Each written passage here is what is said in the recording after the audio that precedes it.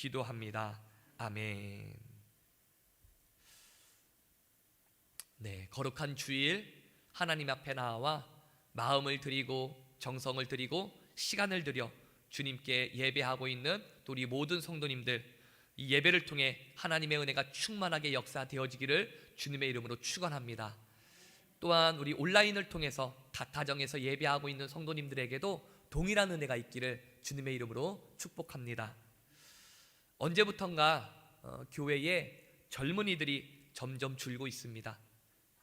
한국교회만 보더라도 우리 중고등부 또한 청년부 뿐만 아니라 주일학교 그 교육부서 예배가 없는 교회들이 상당히 많이 있습니다.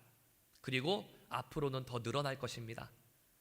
심각한 저출산의 문제로 인해서 그러한 문제가 일어나는 그런 결과일 수도 있겠지만 기존에 있었던 젊은이들마저도 교회를 떠나고 있는 그러한 현상이 일어나고 있습니다.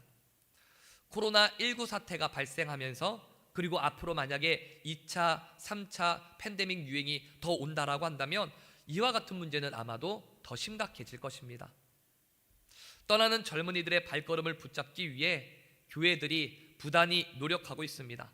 무엇이 이들로 하여금 교회를 떠나게 하는가? 많이 고민하고 문제를 찾고 고치려고 하는 그러한 노력들이 교회들에게는 있다라는 거예요. 교회가 재미가 없다, 지루하다, 졸리다, 전혀 흥미를 느끼지 못한다, 그러니까 교회를 떠난다.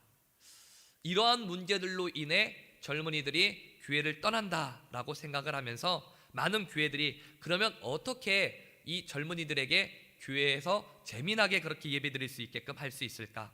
어떻게 하면 그들에게 흥미를 유발시켜서 교회에 붙어 있게 할까? 그들이 가지고 있는 관심이 무엇일까? 많은 것들을 고민하며 여러 가지 많은 대안들을 내놓고 그 대안들을 가지고 열심히 노력하고 있다는 것입니다. 그러한 노력을 하는 가운데 미국에서 이와는 정반대의 설문조사 결과가 나왔습니다.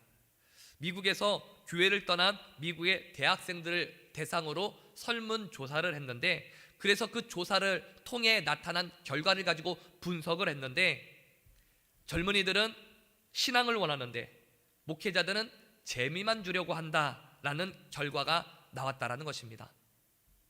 성경이 아닌, 복음이 아닌 흥미 위주의 사역이 불러온 부작용이라는 것입니다. 조사에 응한 많은 젊은이들이 교회에서 어린 시절을 보냈고, 심지어는 청소년 때에는 교회의 리더로서 그렇게 교회를 섬기면서 교회에서 활발하게 신앙 활동을 했다라는 것입니다. 그런 그들이 지금은 대부분이 무신론자가 되어졌다라는 것입니다. 조사에 응한 상당수의 사람들이 그 이유를 가리켜서 성경을 진지하게 가르치거나 복음을 전하지 않는 그런 목회자들의 모습 때문이다 라고 대답을 했다라는 것입니다. 그러면서 이 내용을 가지고 이 칼럼을 쓴 복음주의 작가 머텍서스가 이렇게 말했습니다.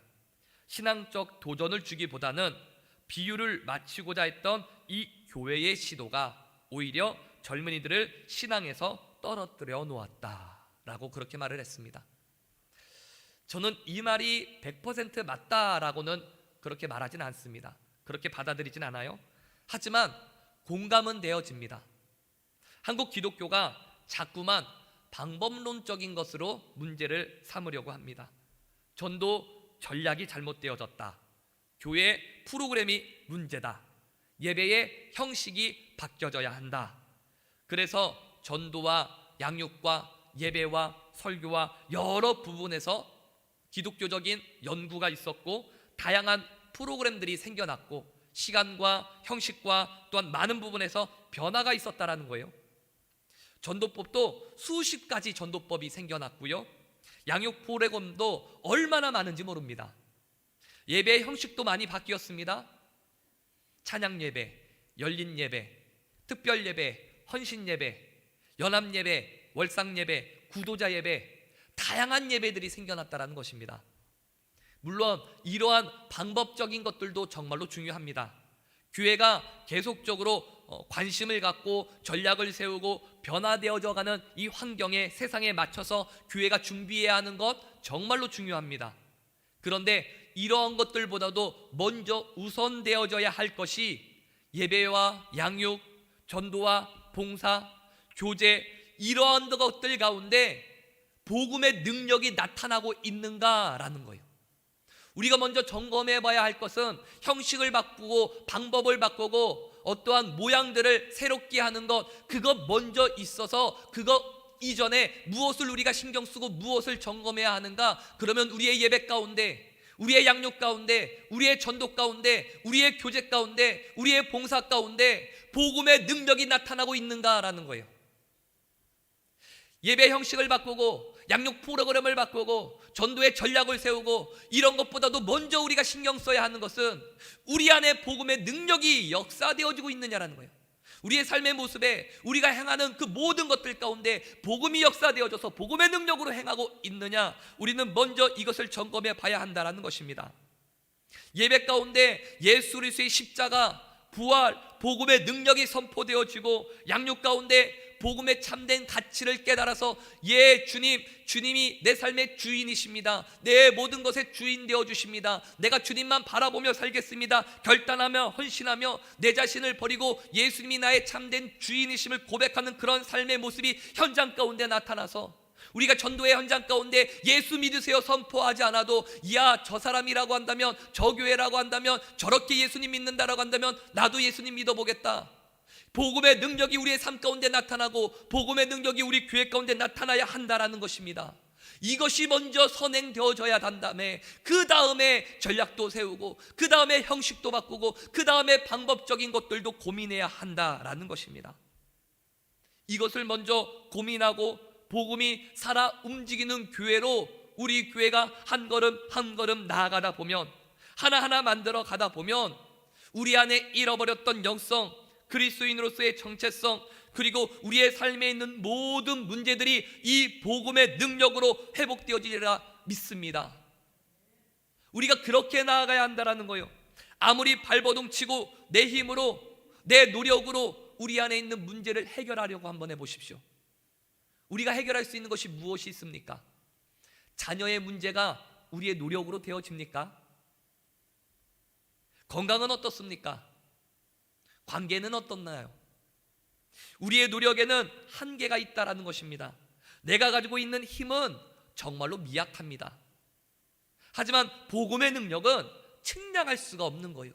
내 안에 있는 그 복음이 역사되어져 그 복음이 능력을 나타낸다라고 한다면 그 능력은요, 상상을 추월하는 것입니다. 이미 주님께서 우리에게 답을 다 주셨습니다.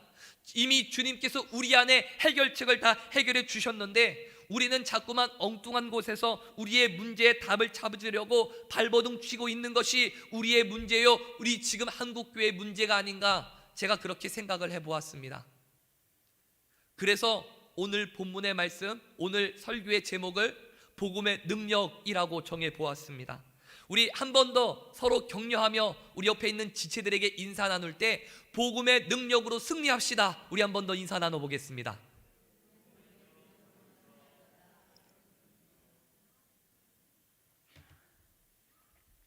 바울이 이 복음의 핵심, 복음의 엑기스만 딱 뽑아서 에베소서 1장과 2장을 기록했습니다. 그래서 에베소서 1장과 2장을 보면요, 정말로 군더더기 하나 없이 복음만을 기록하고 있어요. 그래서 이 에베소서 1장과 2장을 읽으면 하나님이 어떠한 분이신지, 예수님이 어떠한 분이신지, 예수님이 우리에게 어떠한 은혜를 베풀어 주셨는지, 그 복음을 받은 자들이 어떠한 복을 누리게 되어지는지 에베소서 1장과 2장을 통해서 우리가 알 수 있습니다. 그런데 이 에베소서 3장에 딱 와서는 이 에베소서 1장과 2장의 내용들과는 너무나도 다른 그러한 성향을 이 에베소서 3장을 나타내 보여주고 있다는 것입니다. 바울은 이 에베소서 1장과 2장을 통해서 정말로 아무런 군더더기 없이 복음의 핵심만 뽑아서 아무것도 첨가하지 않고 복음만을 말하고 있는데, 이 3장에 와서는 갑자기 분위기가 바뀌어져서 자기 자신의 이야기를 하고 있습니다. 자, 우리 3장의 1절의 말씀을 보니까 이렇게 기록하고 있습니다. 3장 1절에 이러므로 그리스도 예수의 일로 너희 이방인을 위하여 갇힌 자 된 나 바울이 말하거니와, 이렇게 3장을 시작해서 4절 말씀 보니까요, 그것을 읽으면 내가 그리스도의 비밀을 깨달은 것을 너희가 알 수 있으리라. 또 7절 말씀 보니까 이 복음을 위하여 그의 능력이 역사하는 대로 내게 주신 하나님의 은혜의 선물을 따라 내가 일꾼이 되었노라. 8절에서도요, 모든 성도 중에 지극히 작은 자보다 더 작은 나에게 이 은혜를 주신 것은 측량할 수 없는 그리스도의 풍성함을 이방인에게 전하게 하시고, 에베소서 1장과 2장에서는 바울의 복음만, 그 복음의 핵심만을 기록했는데 갑자기 3장에 와서는 나 바울이 나에게 계속적으로 자기의 얘기를 하고 있다는 것입니다. 1장과 2장에서는 전혀 찾아볼 수 없는 바울의 개인적인 이야기를 3장에 와서 하고 있다는 것입니다. 1장과 2장에서는 정말로 군더더기 없이 복음에 대해서만 이야기했던 이 바울이 왜 3장에 와서 자기의 이야기를 하고 있을까요? 왜 바울이 갑자기 태도를 바꾸었을까요? 그 이유를 몇 가지로 살펴볼 수 있는데, 첫 번째로는 그때 당시 이 에베소 교회 성도들은 신앙이 약한, 믿음이 약한 분들이 있었다라는 것입니다. 이제 갓 복음을 받아들이고 초신자들이 많이 있었다라는 거예요. 그런데 그 초신자들이 이해가 되지 않는 겁니다. 이 바울이 정말로 하나님께 충성하며 평생을 다 바쳐서 주를 위해 헌신했던, 하나님의 일을 했던 이 바울이었는데, 그런 교회 지도자가 감옥에 갇혀 있으니 이 사람들이요, 예수님을 믿으면 복 받는다라고 하는 그 말 뜻을 이해할 수가 없는 겁니다. 세상 말로 표현하면, 속된 말로, 저런 재수 없는 상황이 어떻게 바울에게 일어날 수 있는가, 이들이 의아해하는 거예요. 이런 의문에 대해서 이것들을 풀어주기 위해 바울이 지금 자신의 이야기를 하고 있는 겁니다. 뿐만 아니라 두 번째로 왜 바울이 3장에 자기의 이야기를 하고 있느냐면, 이때 당시에 몇몇 사람들이요, 바울의 사도직에 대해서 의심하는 사람들이 있었습니다. 바울이 감옥에 들어가는 것을 보면서, 아니 어떻게 하나님의 일꾼, 하나님이 세우신 사도라고 한다면 어떻게 이런 일이 일어날 수 있는가? 바울이 사도가 아니니까 감옥에 갇히는 이런 고난이 찾아오지 않느냐, 이런 생각을 가지고 있었던 사람들을 위해서 바울이요, 자신의 상황을 이 에베소서 3장을 통해서 이야기하고 있는 것입니다. 1장과 2장에서 그렇게 복음을 가지고, 복음의 열정을 가지고 열변을 하고 복음의 핵심만을 뽑아서 그렇게 성도들을 위해 복음을 말했던 이 바울이 3장에 와서는 자기의 이야기를 하는 것, 이거는요, 자기의 억울함을 호소하기 위해 자신의 그 억울함을 좀 알아달라고 얘기하는 것이 아닙니다. 성도들을 위해서 바울이 자기의 이야기를 하는 것입니다. 자기를 변호하고 자기의 억울함을 해명하는 것이 아니라 일종의 배려라는 거예요. 복음의 그 핵심만을 끄집어내서 복음만을 전하고 있는데, 그래도 부족할 판에 바울이 왜 자신의 이야기를 하고 있는가? 혹시라도 자기로 하여금 성도들이 믿음이 흔들릴까? 혹시라도 자기로 하여금 이 믿음이 연약해지는 성도들이 있지 않을까? 시험에 들어서 신앙을 저버리는 성도들이 있지 않을까? 그것이 걱정되어져서 그 성도들을 위한 배려로 바울이요, 자신의 이야기를 하고 있다라는 것입니다. 우리는 이 바울의 이러한 모습을 통해서, 또한 에베소서 이 3장의 말씀을 통해서 하나님께서 우리에게 주시는 큰 교훈 하나를 발견할 수가 있습니다. 우리가 전하는 복음, 내 안에 있는 이 복음이요, 아무리 크고 아무리 능력이 있다 할지라도, 참된 진리라 할지라도, 복음을 전하는 우리가 그 복음 앞에 바로 서 있지 않으면, 복음을 전하는 우리에게 사람들이 신뢰를 받지 않는다라고 한다면 이 복음의 능력이 제한될 수도 있다라는 것을 우리는 알아야 합니다. 바울이 증거하는 복음이 정말로 참된 진리임을 밝히고자 자신이 막 구차하게 여겨질 정도로 그렇게 변명을 하는 그런 모습을 보면서 우리 또한 우리 자신을 되돌아봐야 한다는 것입니다. 오해하지 마십시오. 저는 여러분에게 행동을 잘하라고 말하는 것이 아닙니다. 주변 사람들이 나를 봤을 때 어떻게 나를 바라보고 있느냐라는 거예요. 특별히 그리스도인으로서, 복음의 빚진 자로서 내가 전하는 이 복음이 제한 없이 그 복음의 능력이 나타나고 있는가? 코로나19로 인해서 기독교의 위상이 점차 바닥으로 내딛고 있는 이때에도 사람들이 나를 봤을 때 신실한 그리스도인으로서 인정하며 내가 복음을 전했을 때 그것을 온전히 받아들이고 있느냐라는 거예요. 혹여나 내가 복음을 전하는데 예수님 믿으십시오 라고 그렇게 말했을 때 상대방이 너나 잘하세요 이렇게 하면 안 되잖아요. 다시 말씀드리지만 행동을 잘하십시오 라고 말하는 게 아니에요. 내 안에 복음이 역사되어지고 있는가? 내 안에 복음의 능력이 일어나고 있는가? 예수 그리스도의 십자가와 예수 그리스도의 부활이 그 은혜가 내 안에 날마다 역사되어지고 그 은혜 가운데 내가 살고 있는가? 그것을 점검해 봐야 한다는 거예요.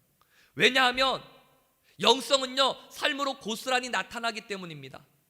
내 안에 그 예수 그리스도의 그 십자가와 부활의 은혜가 있다라고 한다면 그 은혜를 늘 체험하고 주님과 늘 가까이 동행하고 있는 그런 내 안에 영성이 있다라고 한다면 그 영성이 고스란히 삶으로 나타나게 되어진다라는 거예요. 내 안에 주님을 향한 간절함이 있고 진짜 나는 예수님과 동행하고 있고 예수님을 사랑하는 그 사랑의 마음이 뜨겁게 역사되어지고 있는데 예수님의 그 십자가와 부활의 은혜가 내 안에 정말로 가득 담겨져 있는데 삶은 세상 말하면 개판친다? 이건 있을 수 없는 거예요. 내 안에 그 영성이 있다라고 한다면 영성이 그대로 삶 가운데 나타날 수밖에 없는 것입니다. 복음의 능력이 내 삶에 나타날 수밖에 없어요. 모든 해답은 예수님께 있다라는 것입니다. 우리의 생각을 예수님께 집중하고 우리의 시선을 예수님을 향하고 우리의 마음을 예수님께 드려서 삶의 모든 부분에서 복음의 능력이 나타날 수 있는 그러한 저와 여러분의 삶의 모습이 있어야 할 줄로 믿습니다. 내가 내 삶을 잘 살아야지 한다라고 되어지는 게 아니라는 거예요. 그냥 내가 예수님 안에 그 복음의 능력 안에 내 안에 있다라고 한다면 그러면 내 삶이 그렇게 자연스럽게 영성이 삶에 나타나게 되어진다라는 것입니다. 오늘 본문의 말씀을 통해서 바울에게 나타난 복음의 능력을 좀 두 가지만 살펴보기를 원합니다. 자, 그렇다면 본문을 통해서 알 수 있는 바울에게 나타난 복음의 능력이 무엇인가? 자, 첫 번째로 겸손입니다. 바울은요 복음의 능력으로 말미암아 겸손을 경험했습니다. 겸손한 사람이 되어졌다는 것입니다. 우리 7절의 말씀을 같이 한번 다시 읽어보도록 하겠습니다. 7절 시작.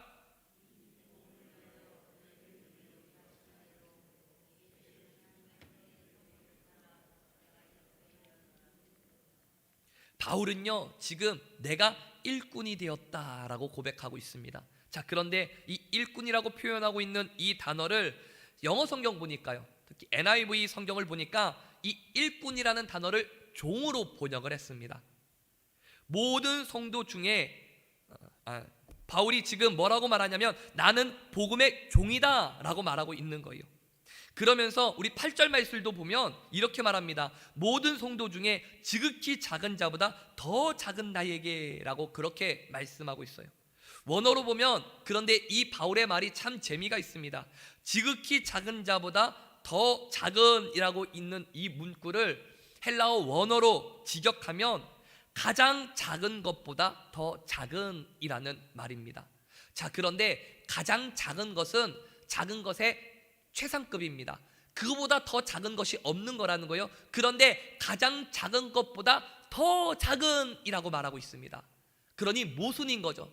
바울은요 자기 자신을 어떻게 표현하는가, 그 모순이 해당되어지는 그런 말을 써가면서라도 나는 작은 자다, 낮은 자다, 나는 부족한 자다라고 그렇게 고백하고 있다라는 것입니다. 지금 바울이 말한 이 표현이요 신약 성경에 딱 한 번 나옵니다. 이렇게까지 말하면서 바울이요 자기 자신을 낮추고 있는 것입니다. 또한 바울은요 고린도전서 15장 9절 말씀 보니까 이렇게 말합니다. 나는 사도 중에 가장 작은 자라.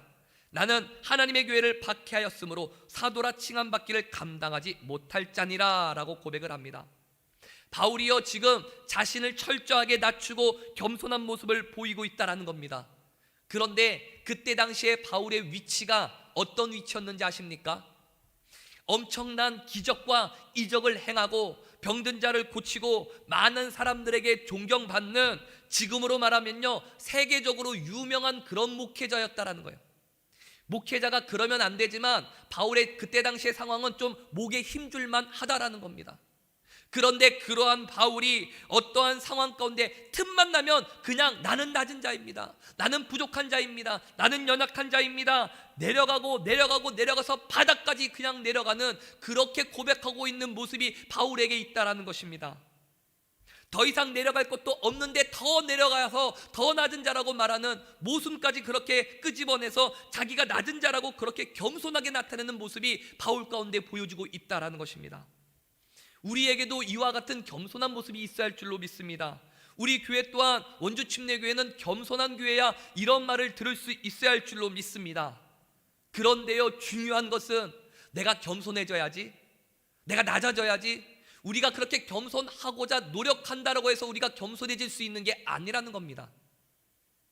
그렇게 다짐한다고 해서 바울처럼 겸손한 그리스도인의 삶을 살 수 있는 게 아니에요. 바울도 마찬가지였습니다. 바울도요, 내가 겸손해져야지 라고 해서 겸손할 수 있었던 것이 아닙니다. 우리 7절의 말씀을 다시 보면요, 바울이 내가 일꾼이 되었다라고 하는 그 근거가 어디에 있는가? 바로 앞에 문장에 있어요. 앞에 문장을 보니까요, 내게 주신 하나님의 은혜의 선물을 따라 내가 일꾼이 되었노라. 즉 내가 예수님의 종이 되어질 수 있었던 것은 내게 주신 하나님의 은혜 때문에 되어질 수 있었습니다 라고 고백하는 거예요. 내가 내 힘과 내 노력으로 내가 겸손해질 수 없습니다. 하지만 예수 그리스도의 은혜가 내 안에 있다라고 한다면 그 은혜로 말미암아 내가 겸손해질 수밖에 없습니다 라고 바울이 고백하는 겁니다. 우리가요, 내 의지로 내 힘으로 복음의 일꾼, 복음의 종 될 수 없습니다. 겸손해질 수 없습니다. 바울이 어떤 사람이었어요? 바울은 심지어 그리스도를 박해하던 사람이었습니다. 예수님을 믿는 사람을 잡아 옥에 가두고 그들을 죽이는 일을 했었던 사람이 바로 바울이었다라는 거예요. 하지만 이 바울이 예수님을 인격적으로 만나고 예수님의 그 십자가의 은혜로, 그 부활의 은혜로 변화되어져 새 사람이 되어졌다라는 것입니다.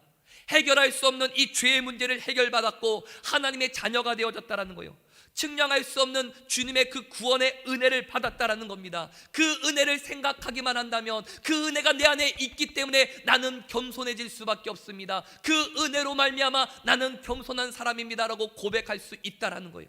내가 내 힘과 내 노력으로 내가 겸손해져야지, 낮아져야지, 내가 그렇게 힘쓴다라고 해서 우리는 낮아질 수 없어요. 하지만 내 안에 예수 그리스도의 그 구원의 은혜, 예수님의 그 십자가의 사랑, 예수님의 부활의 그 역사가 내 안에 역사되어지고 있다라고 한다면 나는 내 스스로 내가 노력하지 않아도 겸손해질 수 있습니다. 낮아질 수 있다라는 거예요.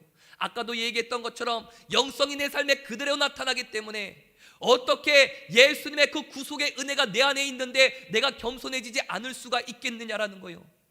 예수님이 이 땅에 오신 이유가 왜 오셨습니까? 나와 여러분을 구원하시기 위해 오셨잖아요. 그런데 오실 때 어떤 모습으로 오셨습니까? 모든 인류 가운데도 가장 낮고 천한 모습으로. 우리는 아주 좋은 환경에서, 병원에서 그렇게 태어나죠. 예수님은 태어날 누울 자리도 없으셔서 그 마구간, 그 말구유에 누이시면서 그렇게 태어나셨다라는 거예요. 낮고 천한 모습으로 태어나셨습니다. 왜 그렇게 낮고 천한 모습으로 우리 가운데 오셨습니까? 저와 여러분을 사랑하셔서 구원하시기 위해 오셨다라는 거예요.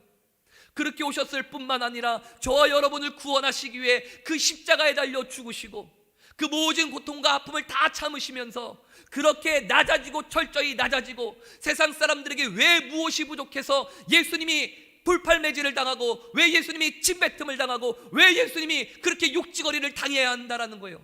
무엇이 부족해서, 왜 그렇게 낮아지셔야 합니까? 저와 여러분을 사랑하시기 때문에, 그 하나의 이유 때문에 예수님이 낮아지시지 않았습니까?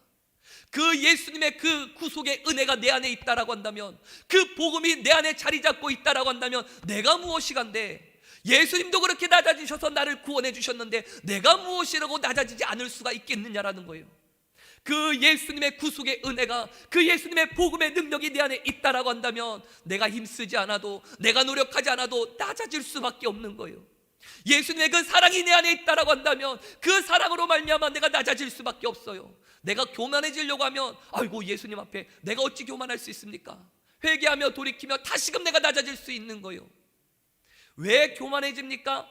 교만해지는 것은요, 예수님과의 인격적인 관계가 있지 않기 때문에 그렇다라는 거예요. 내 안에 복음의 능력이 역사되어지지 않으면 교만해지는 겁니다. 여러분 마음 가운데 그 복음의 능력이 역사되어져 그 복음의 능력으로 살아갈 수 있기를 주님의 이름으로 축원합니다. 그 복음의 능력으로 겸손해질 수 있는, 그 복음의 능력으로 겸손해지는 우리 교회가 되어지기를 주님의 이름으로 축복합니다. 바울은요, 복음의 능력으로 말미암아 겸손했다라는 거예요. 자, 두 번째로 바울에게 나타난 복음의 능력은 무엇인가? 둘째, 확신입니다. 내 안에 있는 그 복음의 능력에 대한 확신, 그 확신으로 바울은요 승리하는 삶을 살 수 있었다라는 거예요. 자, 7절을 다시 보면 이 복음을 위하여 그의 능력이 역사하시는 대로라고 말하고 있어요. 이 부분을 현대인의 성경으로 보면 이렇게 말합니다. 하나님의 능력으로 이 기쁜 소식을 전파하는 일꾼이 되었습니다. 하나님의 능력으로 가능하다라는 거예요. 바울은 하나님의 능력으로 복음을 전하는 일꾼이 되어졌다라고 그렇게 고백을 합니다. 이 하나님의 능력이라고 하는 이 부분을 조금 더 구체적으로 볼 수 있는 성경 구절이 있습니다. 고린도후서 4장 7절의 말씀입니다. 자, 고린도후서 4장 7절 우리 같이 읽겠습니다. 시작.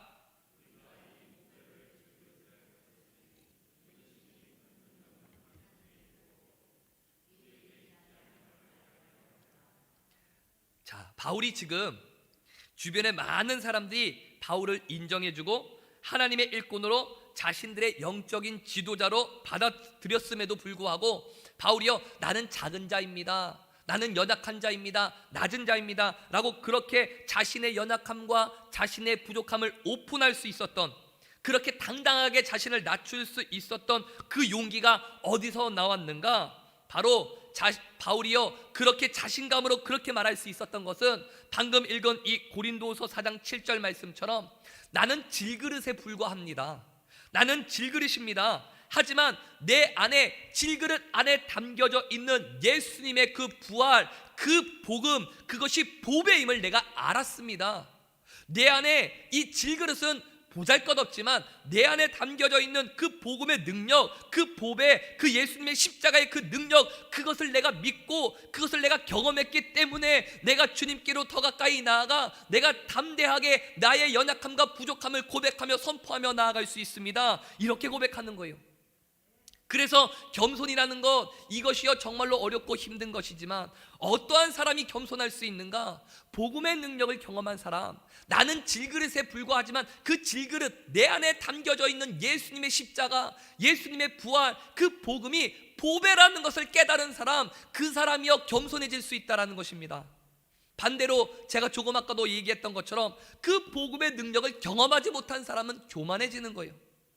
두려운 겁니다. 걱정이 되는 거예요. 사람들이 나를 무시하면 어떻게 하나?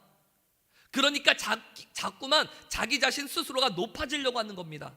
그러면서 자신이 얻은 타이틀, 물질, 환경들, 이것을요 자꾸만 드러내려고 하는 거예요. 따라서 교만을 이기는 가장 중요한 비결이 무엇인가? 복음의 능력을 경험하는 겁니다. 나는 질그릇과 같은 존재라는 거예요. 질그릇에 불과하지만 그렇지만 내 안에 계신 보배로운 예수 그리스도의 십자가의 그 능력이, 부활의 그 능력이, 복음의 그 능력이 나를 통해 역사되어짐을 내가 확신하기 때문에 오히려 하나님께 영광이 되어집니다 라는 거예요. 그 복음의 능력에 대한 확신이 있으니까 겸손해질 수 있고 낮아질 수 있고 그런 모습, 있는 모습 그대로 나아갈 수 있다는 거예요. 세상의 시선이, 세상의 공격이, 세상의 유혹이 전혀 내게 걱정이 되어지지 않는다라는 거예요. 왜냐하면 나는 연약하지만 찔그릇에 불과하지만 내 안에 계신 그 예수 그리스도 그 복음의 능력이 얼마나 큰지, 얼마나 어마어마한지 내가 알기 때문에, 그 확신이 있기 때문에 세상 가운데 담대히 나아갈 수 있다라는 것입니다. 이러한 복음의 능력을 경험한 사람이 어떻게 되어지는가? 그 후에 어떠한 일이 일어나는가? 고린도후서 4장 8절에서 10절까지의 말씀 우리 같이 한번 읽어보겠습니다. 그리고 이 말씀이 여러분의 삶 가운데 역사되어지는 여러분의 레마의 말씀이 되어지기를 축원합니다. 우리 고린도서 4장 8절에서 10절 함께 읽습니다. 시작. 우리가 사방으로 우겨쌈을 당하여도 쌓이지 아니하며 답답한 일을 당하여도 낙심하지 아니하며 박해를 받아도 버림받지 아니하며 거꾸러뜨림을 당하여도 망하지 아니하고 우리가 항상 예수의 죽음을 몸에 짊어짐은 예수의 생명이 또한 우리 몸에 나타나게 하려 함이라. 아멘. 예수의 생명이 내 안에 있기 때문에 이길 수 있는, 승리할 수 있는 그런 능력이 있다라는 확신을 갖게 되어진다라는 것입니다. 우리가 좀 이렇게 살 수 없을까요? 내가 어려움을 겪고 있는데, 내 안에 이런저런 고난이 있는데, 내가 지금 우겨쌈을 당해서 정말로 아픔 있고 힘들고 그런 상황 가운데 있는데, 그럼에도 불구하고 내가 당황하지 않고 그것 때문에 내가 걱정하지 않을 수 있는 것은 약하디 약한 질그릇과 같은 그런 내 삶 속에서 생명력 있는 예수 그리스도의 복음의 그 능력이 드러난다라고 하는 확신이 있기 때문에, 그 예수님이 내 삶을 붙잡고 나와 함께 하시기 때문에, 그 확신 때문에 내가 담대하게 그런 어려움과 고난과 아픔이 와도 걱정하지 않고 두려워하지 않을 수 있습니다. 그러한 삶을 우리가 살 수 있으면 얼마나 좋겠습니까?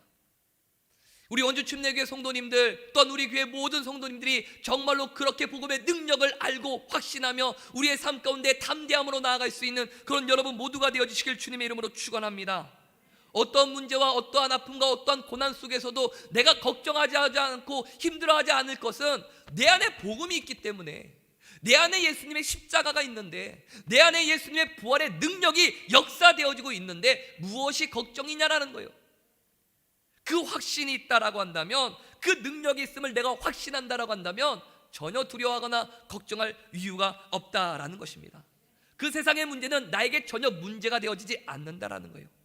전혀 영향을 끼치지 못한다라는 것입니다. 이 믿음을 가지고 여러분의 가정에서나 여러분의 직장에서나 또한 어디에서든지 교회에서든지 항상 이 복음의 능력이 나타나는 저와 여러분들 되시길 주님의 이름으로 축원합니다. 일제에 신사참배에 온몸으로 맞서다가 해방 1년을 앞두고 순교했었던 주기철 목사님, 그 목사님의 마지막 설교문을 한 부분 제가 읽어드리도록 하겠습니다. 처음에는 우리가 십자가를 지지만 나중에는 주님의 십자가가 우리를 져줍니다. 주님을 위하여 오는 고난을 내가 이제 피하였다가 이 다음에 내가 무슨 낯짝으로 주님을 대하리올까? 이 다음에 주님이 너는 내 이름으로 내 이름과 평안과 즐거움을 다 받아 누리고 내가 준 유일한 유산인 고난의 십자가는 어찌하고 왔느냐라고 물으시면 내가 무슨 말로 주님께 대답을 합니까? 처음에는 우리가 십자가를 지지만 나중에는 십자가가 우리를 져줍니다. 십자가 내 주의 십자가만 보고 나아갑니다. 우리와 똑같은 연약한 나약한 성정을 가진 윗대 우리 어르신들이 어떻게 그렇게 놀라운 순교의 신앙을 이어갈 수 있었을까요? 그것을 위해 몸부림치는 자들에게 주시는 그 축복을 알았다라는 것입니다. 주기철 목사님의 설교처럼 처음에는 내가 십자가를 지지만, 처음에는 내가 그 십자가를 지는 것 때문에 내가 힘들고 어렵지만 나중에는 그 십자가가 나를 져준다라는 거예요. 나중에는 그 십자가의 은혜가, 그 부활의 능력이, 복음의 능력이 나를 져주기 때문에 나중에는요 내가 힘들거나 어렵거나 고난이 내 삶 가운데 역사되어지지 않는다라는 거예요. 지금까지는 어땠는지 모르지만 지금부터라도 우리 안에 이러한 고백이 있기를 원합니다. 나는 질그릇과 같이 나약한 존재입니다. 나는 너무나도 천한 존재입니다. 하지만 그 질그릇과 같은 그 천한 내 안에 예수 그리스도의 복음의 능력이 역사되어지고 있음을 내가 확신합니다. 주님의 십자가가, 주님의 부활이 내 안에 있습니다. 내가 그 능력을 의지하며 내가 담대히 살겠습니다. 세상의 어떤 공격과 사탄의 어떤 유혹이 올지라도 복음의 능력을 의지하며 내가 담대히 나아가겠습니다. 주님, 나를 붙잡아 주옵소서. 이러한 고백이 여러분 모두 가운데 있기를 바라며, 그런 고백으로 세상 가운데 나아가 승리할 수 있는 원주침례교회 모든 성도님들 되시길 주님의 이름으로 축원합니다. 우리 같이 함께 오늘 말씀을 가지고 함께 찬양하며 함께 기도하길 원합니다. 우리 함께 찬양할 때에요, 약할 때 강함 되시네, 나의 보배가 되신 주 나의 모든 것, 주 안에 있는 부모를 나는 포기할 수 없네, 주 나의 모든 것, 십자가 죄사하셨네, 주님의 이름 찬양해, 주 나의 모든 것, 쓰러진 나를 세우고 나의 빈잔을 채우네, 주 나의 모든 것. 우리 말씀 생각하며 가사를 생각하며 함께 찬양하겠습니다.